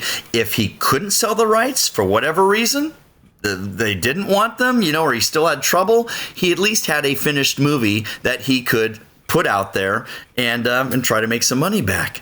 So once we finished the movie, and then it looked like he was able to strike a deal with 20th Century and Chris Columbus for the bigger budget, then of course he took the movie back and just shelved it. It's clobber time. Ole, at the time, he was kicking in. They had the movie just about finished, but there were a few last things. He was trying to just up the effects a little bit, and Ole was putting in some of his own money. And basically, he said, I showed up to the editing room one day, and it was locked, and the print that I had was gone. He said, no, I take that back. No. Yes, it was gone. He had it on like a Betamax or something like that. So he takes the Betamax to a copy place. And he said, I'm sure this is how it ended up getting leaked out and started showing up at conventions as a bootleg copy. He said, because I took it to Alpha Cine or whatever, and he says at 3 a.m, some guy's probably copying the movie going, oh my gosh, this is the Fantastic Four. I want to make a copy for me and my friends. Expect trouble.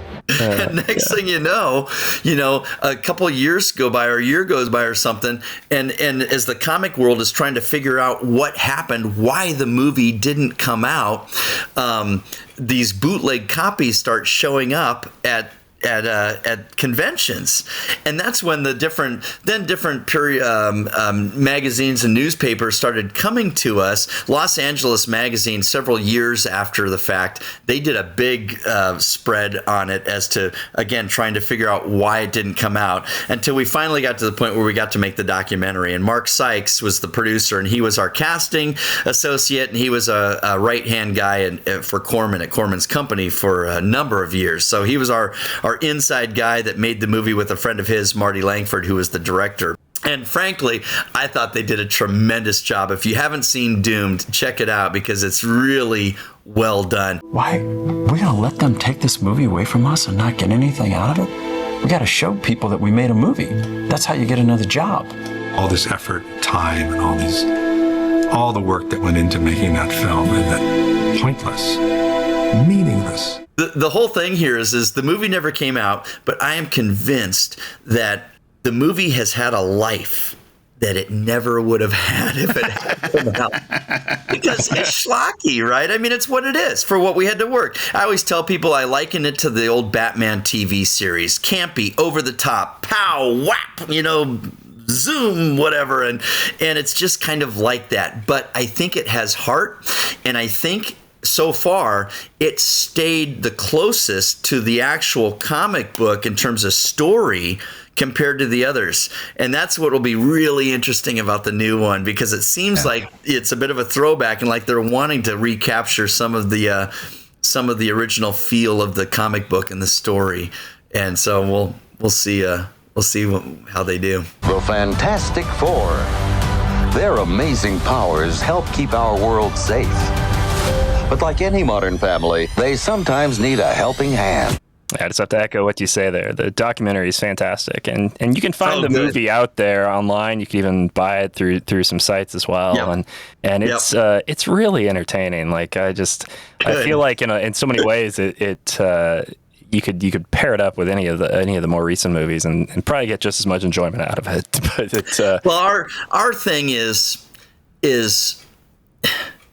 When like Los Angeles Magazine did their interviews with us for it, Avi Arad at the time was the one running Marvel, and he made some dumb comment, I have the negative and I burned it, and it's like nobody burns a negative. It's probably just sitting in a vault somewhere, kind of thing. But he was being just really snarky about it.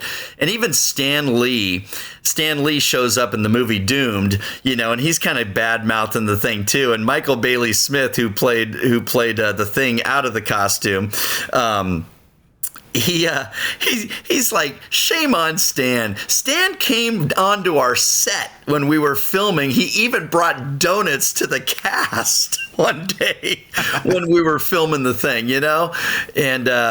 And so our whole deal over the years, and it's a neat cast.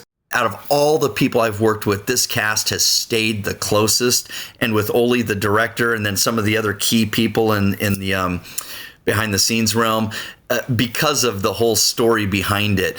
And we just want it to have its due. We just want it to see the light of day somehow, some way. I get in the beginning that they didn't want it to take away from, Chris Columbus's first version and any version after that. That it'd be like the bad stepchild kind of, deal or whatever. It was just kind of the albatross type of thing. But it's at the point now, 30 years later, the fans would love it. Why not put it on, with, you rarely have DVDs anymore, but, it could have been on like as a special, or just put it out as a special. And I think the fans of just Marvel and the Fantastic Four in general would just get a kick out of it. And it can fit in there with all the rest, it's what it is. And we're not trying to pretend like we're anything, Especially with the movie coming out. I think this would be a great year. Especially with the movie coming out. It's like, just give it its due. The Fantastic Four. So Joseph Culp, who played our Dr. Doom, he's got this great theory, and I love it. He goes, it's the curse of the Fantastic Four. He said, when you look at all of Marvel's properties, the one that should have done the best probably would have been the Fantastic Four. And guess what? It has just struggled and struggled and struggled. I'm not saying it hasn't made any money, but it hasn't done what the Fantastic Four should have done.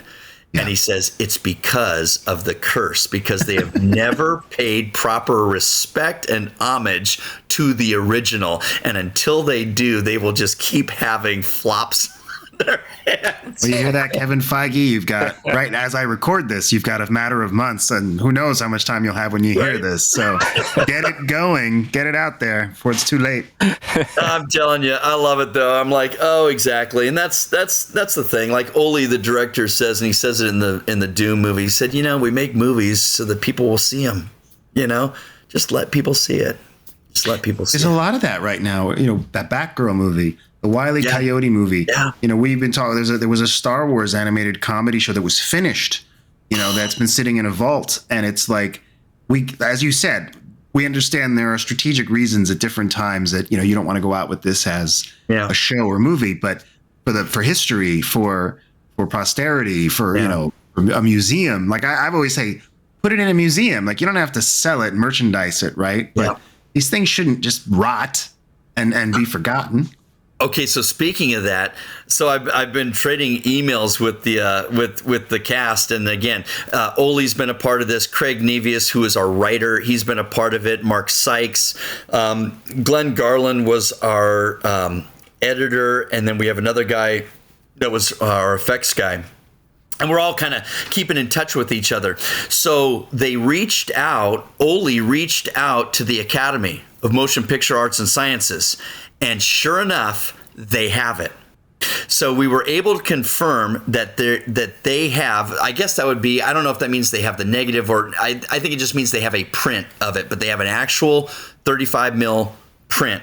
Wow. And we're trying to get more info because they're trying to see who even has it or who submitted it, kind of thing. If it was Marvel or if it was New Constantine, if it was, whatever. And just so we're trying. So that was like a big hurrah. Okay, at least for posterity's sake, it's safe. And that's what the Academy is all about. They're all about film preservation. That's huge, though. That's the first confirmed existence of it. So that's it. amazing. That's it, Peter. Wow. So now we're hoping that maybe we can be able to do something else with it at some point, or get somebody to get Marvel to do something with it. Absolutely, absolutely. Yeah, that's amazing. It's very cool. Was the Fantastic Four your first job after Young Indy? Because I know they were kind of around that time. I'm trying to think. So December of '92 was when you would have. Actually, it would have been because so I told you I met my wife when I was shooting Young Indy, and then we got married the following October after Young Indy. So the next October, so a year later. And at that point, then we had shot the movie. Yes, gosh, you're right. Wow. It would have been. There we go. It would have been like December after Young Indy, because it was the following December when we got married that we all started doing the Comic-Con stuff, because it was to come out that following January. And we got married in 93. And so the movie was scheduled for release January of 94, and we would have made it in 92. Is that right? Early 93, based on that timeline? Early 93? Because you got it in like December 92, and then I don't know how quickly you shot I think they had to start filming before the end of the year, but then you filmed into 93. So, if they shot it quickly, I don't know, maybe your shooting schedule was I know I got married in 93, and I know we met the year before, so it had to have been 92. So then, maybe literally right after Young Indy. Right after. Because you would have been back in October from Italy. Yeah. Maybe you rolled right into it. Yeah. Right into it. Wow. Yep. Amazing. That's awesome. Yeah, it was funny. I remember, in fact, when I got the part and they said, you have to dye your hair blonde. And I remember going in and when they were trying to do the peroxide stuff, it caused my scalp to just like blister and do all this crazy stuff. And I was like, the things that we will do. It was funny too, because, like when you look at the movie too, everything was imperfect, right? In terms of like even the costumes, when you see pictures, like when I go to Comic-Cons, I got several pictures from the Fantastic Four that I'll sign. And you look at it truly was like blue spandex, and on some of them, the number, the 4 is kind of like below the belt kind of pulls up over the 4. Nothing is perfect, right? Hey, and Rebecca Staub, who played Sue, she goes, but that's the way it would have been. Sue Storm made their costumes in the comic book. She's the one who makes the costumes, so they're not going to look perfect, It's not going to look like, made by a studio or something like that. So, yeah. Exactly. Looked authentic. Gave that sense of realism. That's it. It's beautiful things. Beautiful things. Have fun. Jay, what are you up to these days? I mean, it looks like you acted for several decades. What are you up to now? The Lord just took my life in a totally different direction, and I am now a pastor here in Los Angeles. And it was interesting because when that transition happened, when the change happened, and I knew I was being called into the ministry and had just a tremendous desire to do it, there was this part of me that kind of was like, okay, Lord, so what was the last 20 plus years of my life about in Hollywood if now I'm going into the ministry? And you know what? I have seen so many ways that there's been crossover and how he's used one for the other. When you think of a pastor, there's the obvious aspect of being a preacher and being up in front of people and preaching the Bible, but oftentimes with stories, right? I mean, Jesus was, used parables. He made up these great stories to teach spiritual truths. And so I see that come out in me, just that storytelling aspect and being able to communicate with people. And I think the other big thing about being a pastor too is you're there to help people. And so it's like, well, what makes people tick? Well, that's exactly what you do as an actor. What makes people tick, that I can play this character. So I already started saying, oh man, there's all kinds of crossover here. What's really neat is we came back to Los Angeles after being away for a number of years, where I took a church up in the northwest corner of California for 13 years, and then came back 4 years ago to LA.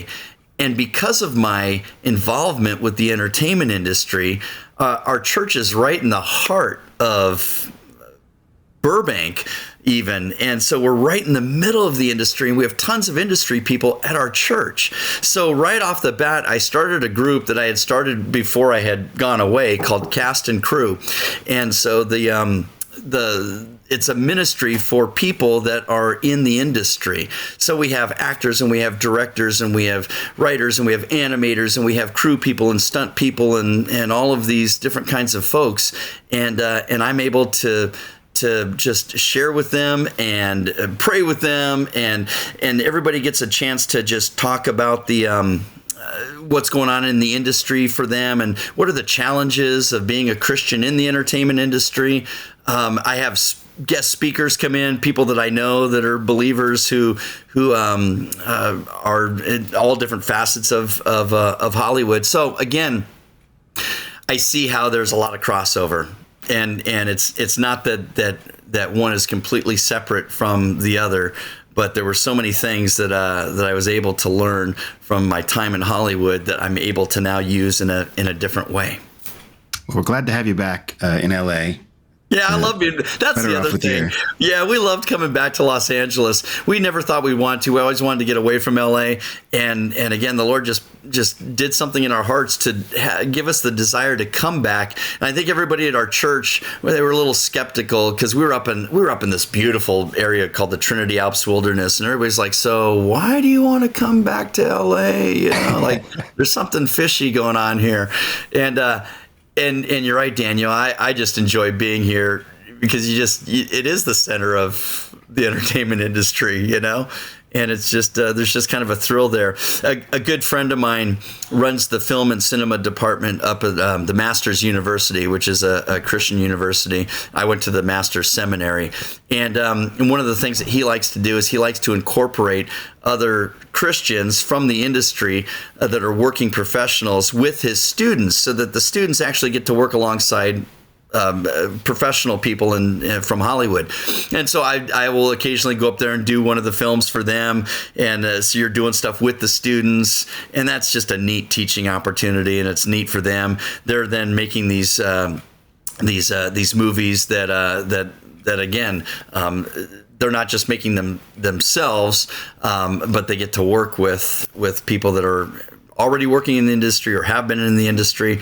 In fact, my friend Matt, they're shooting one of their latest films right now with the students, and his dad used to work on the Universal lot for years and years, and so they're filming their movie on the Universal backlot. So a film student, you know, to be able to be on one of these classic lots, you know, to be filming their student film, that's pretty cool. And I love being a part of that. I love helping, teaching, training the next generation of whether it be actors or filmmakers to do what they love to do, and to encourage them. That's great. Well, if you're in LA and you're looking for it, 'cause it sounds like Cast and Crew is the place to check out. There you go. Do you have any website or any place where people can touch base, see what you're up to? Actually, I don't. I would just say you're welcome to go to calvarybiblechurch.org. That's the church that we're at in Burbank, and that's where our Cast and Crew group is. And yeah, come on down and visit us. Well, there you go. Well, Jay, I mean, hope we can have you back on the show sometime. It's been a real pleasure to talk to you. We'll bring you back for a commentary if you want. We could show you the episode, and you could be that like, "Oh cool. my God!" Because then it sparks all kinds of things, you know. Yeah. It's funny because every now and again I'll say to my kids, I'll say, "Hey, you want to watch one of Dad's movies, like Young Indiana Jones Chronicles? You know, they have it on Disney Plus or whatever." And they're like, "No." Rick tells a similar story. Why do we want to do that? I'm like, come on. Well, see, after you move on from Young Indy, then you'll go back and maybe do the Disney Channel Chronicles or something. Then we can well, you made 3 of those not human movies, which I thought that's a trilogy. You got a trilogy. Exactly. And you know what's strange about that is when you go into Disney Plus, they have a tab for a Disney Channel, but those movies are not anywhere to be found. And I want to meet somebody or find somebody that could tell me why. At the time when we made those, and that would have been we started making them in the mid to late 80s, so probably into just the early 90s. Yeah, as we made 3. And at the time, they were like the highest rated deals on the Disney Channel.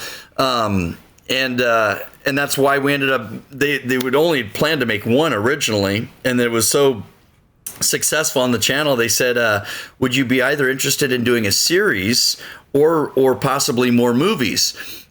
And at the time, I had a manager, and it was in the late 80s, there was still this weird hierarchy within the realm of film versus television. You know, down on the bottom were TV commercials. You know, if you were a film star, you did not make TV commercials. And then next up the rung was TV movies. And then next up the rung was like half-hour sitcoms. And then next were hour-long dramas. And then finally you hit the feature film level. And that was what everybody aspired to and wanted to, you know, make their career move towards a film career. And my manager was no different. He said, yeah, no, you do not want to get tied down into a Disney Channel series. Now I look back, I'm like, please, tie me down, you know? Please. As long as you want. So he said, but we'd be interested in making some more of the movies. So we made two more movies. So. That's great. But we'll look around for him. I'm waiting for him to show up on Disney Plus. I don't know. I think it's one of those. I think at that point they were kind of co-productions with other. So there's a lot of those like rights issues it was all going rights. on. You know? Yeah. Not me. I want to go to Paris. I don't want to do this newspaper stuff the rest of my life. Hector's right. I'll tell my own stories. All right, Jay. Well, thank you so much again for this. Listeners out there, if you'd like to get in touch with us, you can find us at Young Indy Pod on Instagram. Please follow us on YouTube. Also, if you like the show, consider subscribing to us on Patreon. Young Indy Chroniclers is making a documentary. Yeah, and the documentary is not just about Young Indiana Jones. And I think that's what we're most excited about. You know, there's a period in the career of George Lucas and history of Lucasfilm, in the history of filmmaking, that runs from, you know, about 1989 to 1999, which sees the greatest change in technology, in the way films and TV are made because of technology. You know, the shift to digital formats, to high definition formats, nonlinear editing, all these things sort of happen in this period and largely centered at Lucasfilm. You know, that George Lucas is at the forefront of this. There were several projects that George used to evolve this technology. One of them is the Young Indiana Jones Chronicles. Another is a movie we've spoken about on the podcast a lot, Radioland Murders, and perhaps even more significantly, the Star Wars Special Editions, which were worked on for several years in this period before they were released in 1997. Our documentary, without going into too much detail, is going to focus on this period, these projects, and the people who made them, the technology that was used to evolve them. And like our show, like our podcast, because we're independent, we don't have to stick with a particular message. We can just ask people what happened. The documentary really can't happen without your support. So we would really love any amount that you can give. We'll have low tiers if all you can contribute is a couple of dollars. We'll have high tiers. If you want to see your name up on the screen, you'll be able to do that. There'll be many different opportunities for you to be involved and to contribute to this project.